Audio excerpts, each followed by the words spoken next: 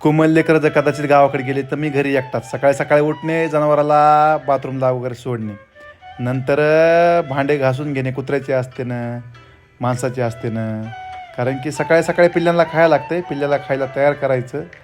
सकाळी सकाळी पिल्ले भुकेमुळं व्याकुळ असतात. खाऊ घातले की निवांत पुन्हा खेळत बसतात. सकाळी पुन्हा आपण बी थोडंसं खायचं आपल्यासोबत. पुन्हा हाय तेच आपले आता 2 लकी आणि हे मोगली सोबतच खायला. पुन्हा मी बाहेर निघालो की लगेच माझ्यासोबत बाहेर निघाले की मी घरी एकटाच आहे. नंतर कुत्र्याला खायला टाकायचं मस्तपैकी. पुन्हा आपले 2 आता नंतर प्राण्याकडे इकडे भाजीचं लक्ष द्यायचं.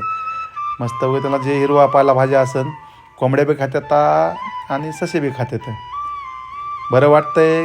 कामाचं वेळ जास्त आहे. आता हे नवीन आलेलं आपल्याकडे कबूतर ते थोडा माणसात हळूहळू हे लागलेला आहे. मस्तपैकी पुन्हा जुना व्हायला बऱ्यापैकी आता पंख फुटलेले आहे त्याचे. त्याला हे खाऊ घालावं लागतं सकाळी सकाळी. भरपूर सकाळी सकाळी वेळ हा बिझी असतो. नंतर मला पोलीस स्टेशन जायचं असते, त्यामुळं फास्ट काम आटपावं लागतं. तर हिरवी कोमल वगैरे असते करू लागायला.